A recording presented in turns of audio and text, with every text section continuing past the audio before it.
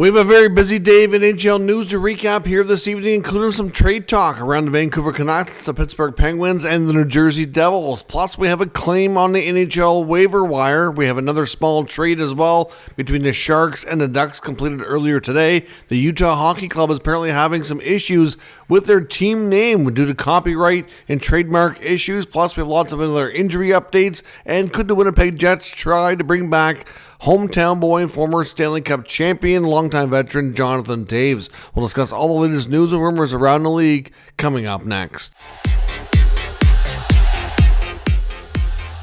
Welcome back to another video here at Top Shelf Hockey. As I mentioned, we have lots to discuss here today. It's been a very newsworthy day here. Let's start first with a couple of items that happened earlier today, starting with the waiver wire activity. We had a claim. We had the Calgary Flames putting forward Walker Duehr on waivers yesterday, and he was picked up today by the San Jose Sharks. So he's now officially on the Sharks NHL roster, so he won't be going down to the minors.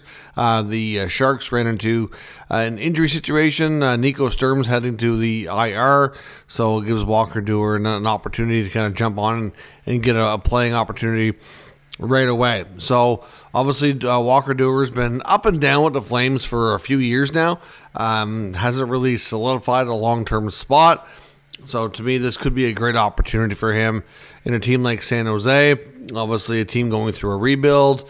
A team that's going to probably see some changes near the trade deadline. If he stays and sticks with them, I would think that it might be a better opportunity for him to advance his career. But we'll see how things work out for him as the newest member of the San Jose Sharks. Now, as I mentioned, the Sharks were also involved in a trade today with the Anaheim Ducks. Now, today, the San Jose Sharks traded forward Justin Bailey to the Anaheim Ducks for Pavel Regenda.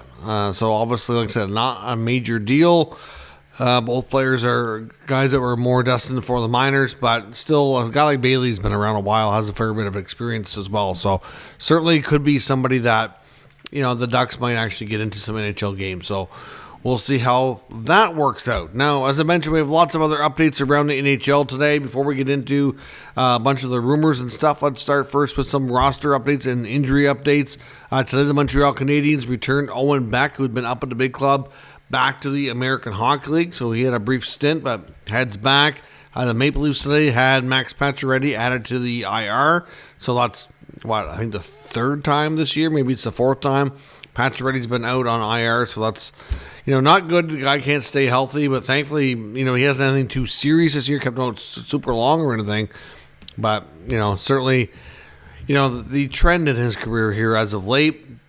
The Ottawa Senators today confirmed that number 2 center Josh Norris is going to miss some time now in their last game last night, which was a bit of a stinker against the New York Rangers. They had been playing super well. One, I think, was 5 of 6, and the other game that they didn't win in regulation was an overtime loss. So they were, picking up points in 6 consecutive games, and then they put up a 5-0 stinker to the Rangers. The team just looked like they were out of gas last night, to be completely honest. They played 3 games in 4 days and 5 games in 7 days. Very busy schedule. I think it's catching up to them. Today was an off day as they traveled to the next game, which will get Boston on a back-to-back at home tomorrow. But Norris did get hurt early in that first period, and it wasn't really clear exactly what happened, but he had a big gash on his chin. He came back. He was smiling. He looked happy. He missed probably half a period getting all fixed up, but then he didn't come back out for the next period. So not really sure what happened. They weren't really clear. They're just calling it an upper body injury, and they said he'll be out through the weekend. So he's going to definitely miss the game against Boston tomorrow. And he could miss, another game or two over the coming days until we get into next week. So I don't know. I mean, obviously, it's obviously, when you have head contact or whatever, maybe it's, precautionary for concussion. Because last night when they left the game, they said it was precautionary. And now they're saying he's going to miss a few games. So I don't really know what to make of that because they don't really give you a whole lot of details. But he is going to miss a couple games for the Sens, which will be a big blow. They've been struggling to create offense As of late, they've had a few good offensive games, but generally speaking, more often than not, they're not scoring as much. Their top 6 guys have kind of been slumping, so to have him out is not going to help. They are supposed to be getting David Perron back. He looks like he'll suit up against the Bruins for the first time in quite a while. Linus Ullmark, I'm not sure he's ready to return just yet. He's been on the ice every day, but he's still just working with the goalie coach and other coaching staff. Hasn't been doing a full practice with the team. So that to me says he's probably not ready to play yet, but he's progressing. The fact that he's going out every day is positive. Doesn't appear to have any setbacks or anything. I would think that they're going to complete this road trip against the Bruins tomorrow, and then maybe one of the upcoming home games the next little bit, maybe on the weekend, to me would be maybe the first glimpse we'll get of Linus Ullmark, who's been out now for 30 days after suffering some sort of a back injury against the Edmonton Oilers shortly before Christmas. Some other updates. The Minnesota Wild today returned David Jiricek back to the minors. It's believed that Kaprizov and Spurgeon will be back into the lineup and are ready to roll, which explains the demotion for Jiricek. Jets captain Adam Lowry is going to be out for a little bit after having a bit of an awkward fall into the boards in their last game. He's going to be listed as week to week. So obviously the Jets are already a little bit thin at center, having Lowry be down for a while. Same as Norris with the Senators. It's a big blow. He plays an absolutely enormous role for that team. Somebody who can play in all situations, and obviously leads them in various capacities. So certainly not good for New Jersey. One other piece of news today that was rather interesting and could have a big impact on the newest team in the NHL, the Utah Hockey Club, running into a lot of trademark and copyright issues to get their team name officially looked after. Now, it's believed that the preferred name, based on all the voting and the team wants to go with, is the Utah Yeti. I know that's probably my favorite name since this began. Really, I know that was certainly when it first launched and they were doing all the voting and had a bunch to pick from. I'd say I probably put it in my top 2 or 3. And over time, to be honest, it's kind of worn on me. And I really do like the name. However, it's unclear right now if they're going to be able to move forward with that name or not. So their request for a trademark was denied. And that's because a lot of you may be familiar with the Yeti company who makes the coolers, drinkware, etc. I know I've got a big Yeti travel mug. They're very popular, higher end brand of like I said, drinkware, coolers, a lot of camping stuff. Pretty cool company actually. Somebody I really like their stuff, but I never really even thought of them as being an issue, because to me, you got hockey and you've got that kind of stuff, not the same. But the issues they're running into, and I do kind of understand it if you think about it. The remarks given to Utah for trying to obtain this trademark basically says that it's due to the likelihood of confusion. So if you think about it, the Yeti company that makes all the drinkware and everything and the coolers, whatnot, they're all types of things that the Utah Yeti, as a hockey team, may want to be able to provide and sell. I think about all the different types of merchandise the hockey teams make, to make drinkware with the Yeti name on it. I can see how that could be confusing. And whether or not it's Yeti as a singular form or Yeti in plural form doesn't really matter. The way things are looked at from a trademark perspective is that it's kind of one and the same.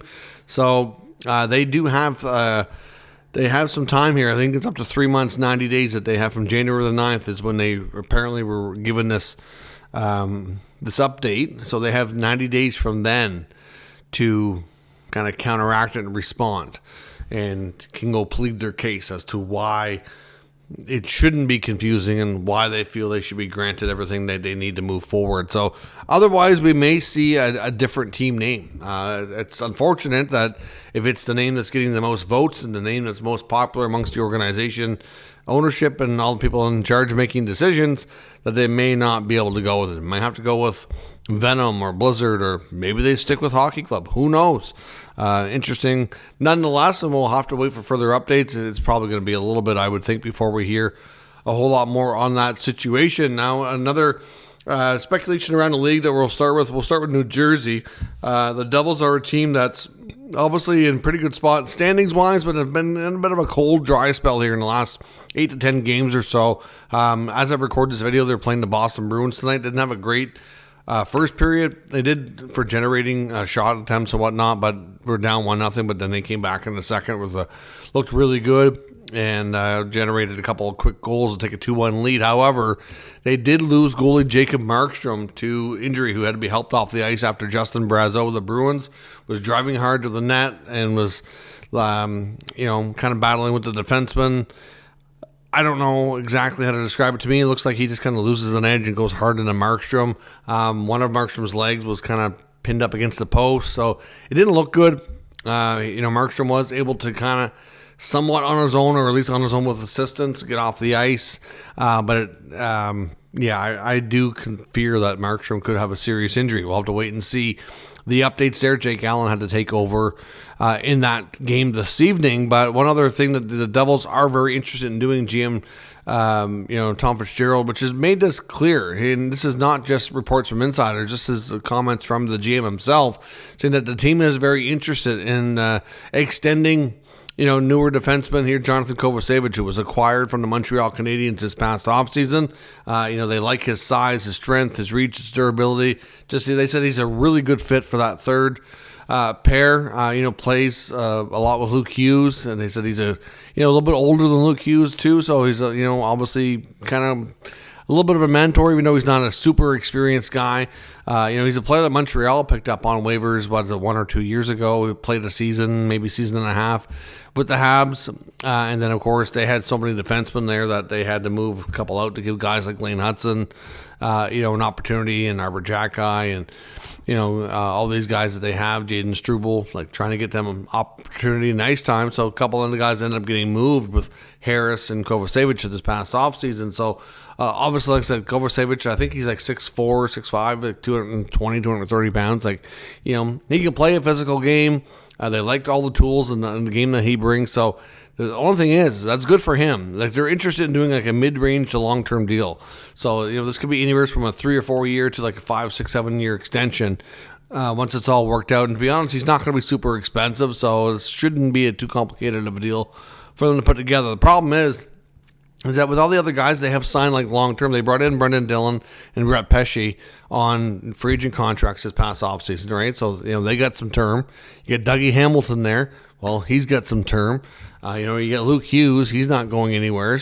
Obviously Luke Hughes is still going to be, a big part of that decor for the foreseeable future. And there just really isn't playing space, for guys that are up and coming like Nemec and Seamus Casey.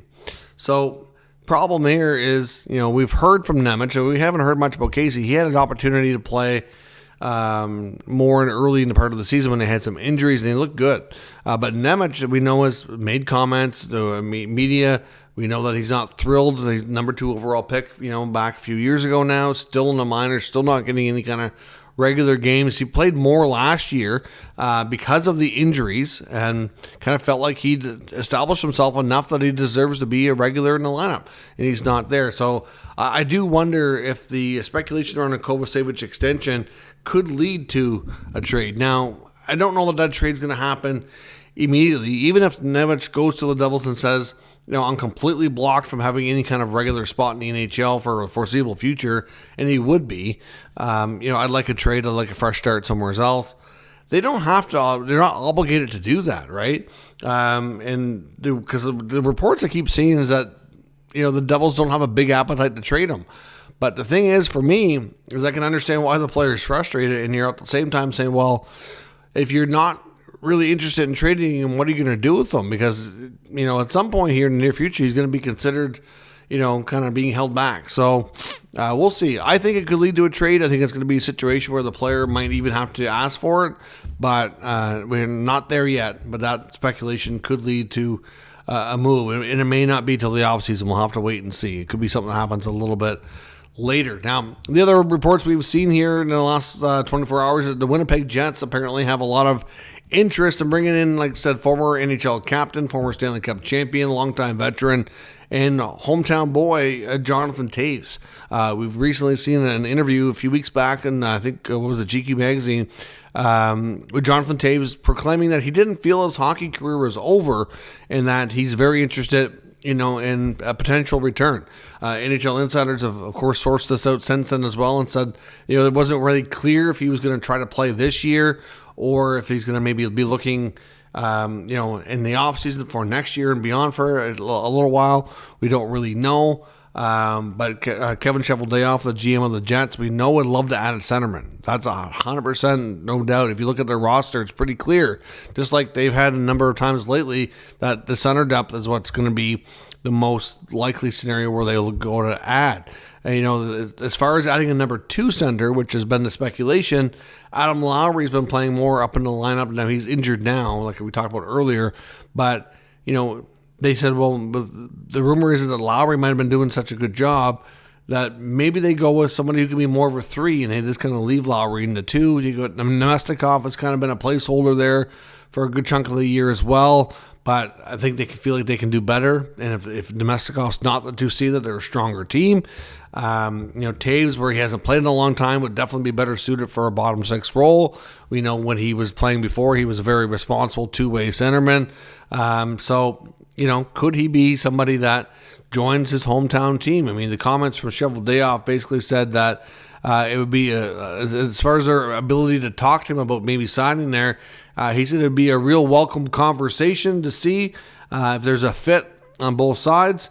And also mentioned the fact that, he knows Jonathan Toews is very proud of his roots and his background, and, feels like that might be something that interests him. At least he would hope. So we'll see. Of course, like we said before, we don't know 100% that Toews is definitely going to sign and play this year, but it would be a great way for the Winnipeg Jets to add that player they're looking for without having to give up assets. And it's probably somebody they could sign, at least for, I would suspect that if Toews plays this year, he's probably going to sign a prorated contract for the rest of the year at a fairly cheap value.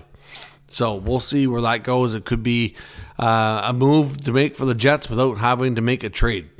Now, on to the trade front, though, one thing that we have talked about here in recent days was the Penguins' upcoming rumored fire sale. We know that besides guys like Crosby, Malkin, Brian Rust, and the recently acquired Tom Messino, that there's going to be a bunch of players available here, pretty much almost everybody else that I didn't mention. So we've heard about Rickard Rakell being a name to watch. He could be a great asset. Erik Karlsson. Now, NHL insider for TSN, Chris Johnston, he had some updates on Erik Karlsson. His latest comments on that situation was that they're definitely open and interested in maybe moving the contract, but apparently he says they have no desire for salary retention. Well, without salary retention, you ain't moving Erik Karlsson. So we will see what comes from it, but I do wonder, my gut feeling is that sometimes I feel like NHL insiders are fed information, especially by teams, to kind of help with the value of a player's situation or to kind of gain a better positioning in negotiations that way. And to me, this doesn't make sense. So what CJ was saying, and he's not wrong, is that the Penguins only have one salary retention spot left. You only can have retained salary on a maximum 3 contracts at any given time. So they have 2 already. And they don't want to, not to say for sure that they don't want to do a third one. They just want to be very careful and make sure that they use it on the deal that's going to, give them the biggest bang for their buck, biggest impact here. So clearly that does make sense. Problem here for me is that they should be able to make a trade before the deadline. If they are going to be sellers and this fire sale is going to be anywhere near reality, that in all honesty, they should be comfortable with whether it's Karlsson or Rakell or any of these guys, because the other 2 that they have tied up on that is Riley Smith and Jeff Petrie, and they're both contracts that expire this year. So when we hit July 1st, those salary retention spots would open back up. So typically those are trades in spots, not always, but the bulk of them are used around the deadline. Some, obviously, other parts of the year when you see heavier trade activity like the summertime. But in all honesty, like I said, they'd get 2 out of 3 back. So I don't know that they have to understand that there's no way they're trading Karlsson with a $10 million cap hit. Nobody in their right mind right now, with the way the Penguins have played and the way Karlsson has played, as much as they might like to add him, not for that price tag. It's just not feasible. Like I know, like I said, every time Karlsson's name comes up in the rumor mill, he gets linked to his old team, the Senators, and of course, like I said, he's still has lots of links to that team. his best buddy Danny Alverson's coaching there. His wife's from Ottawa. They still live there in the off season, has a house there and all that. So I honestly totally think Erik Karlsson will be very open to playing there again someday, especially now that they have new ownership and a lot has changed. But from their perspective, it definitely doesn't make sense at $10 million. If he were a free agent, they could sign him cheaply, for finish out his career or something like that. Maybe that makes sense. But otherwise, I don't think it's happening. And if they are really reluctant to retain money like CJ indicates, then it's not happening. But I'm not convinced that it's accurate. I think that's more of a negotiating ploy through the media. In Vancouver, the big names, of course, we know JT Miller. We're still waiting for that deal to go down. It's a matter, like I said, of not if, but when. It's believed that the Rangers and the Hurricanes are the leading contenders. To some degree, the Dallas Stars and New Jersey Devils are in the mix there as well. I think it would be tougher for New Jersey to pull off than most, unless they want to throw in some big names, and I'm not convinced they do. The Dallas Stars, because they have the LTIR availability of the Tyler Seguin contract, is kind of what lead people to think they would have an easier time to do it because of the ability to absorb the contract. But of course, Seguin's going to probably be back next year. So longer term, it might complicate things, but short term, it would be fine. If they're in a go for it kind of mode, which they are, then maybe it makes sense. Now, would some think that JT would go to Dallas? Some aren't convinced.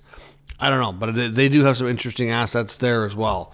I wouldn't rule out Dallas. They're definitely in the mix. It's more of a matter of what are they willing to give, and is he willing to go there? The Rangers and the Hurricanes seem to be the most pressing teams that are kind of pushing the hardest here.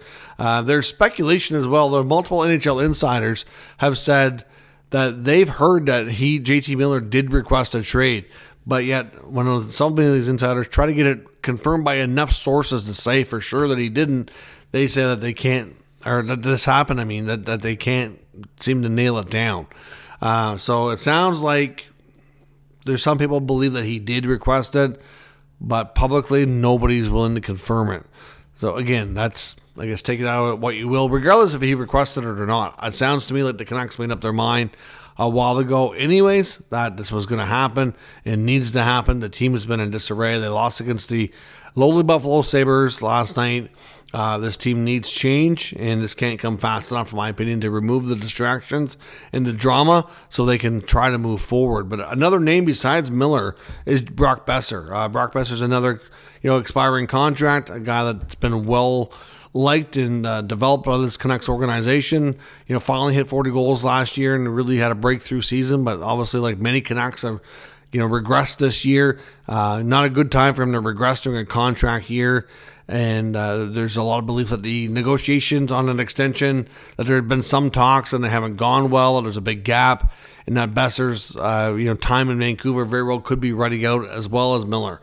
Like I said before, I don't know that they'd be traded as a package deal. I don't think there's not too many teams that could do it without giving up something substantial in return. But Boeser's definitely a name to watch. He could be an interesting player ahead of the NHL trade deadline. We'll see what happens here if the Miller deal does go down in the short term.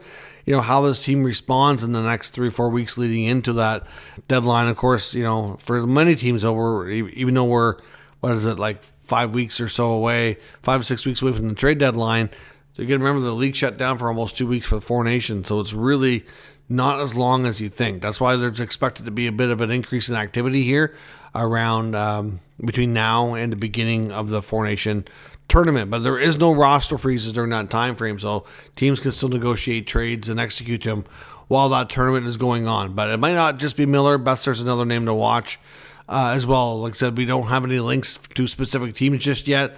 Just that negotiations aren't going well, and it's quite likely that time could be expiring on that as well. So let me know your thoughts on all of today's news and rumors down in the comments. We'll discuss further. If you're new to the channel, of course, make sure you subscribe and stick around. We'll keep you up to date with all the news, rumors, and analysis of all 32 NHL teams. Thanks for watching, and I'll catch you next time.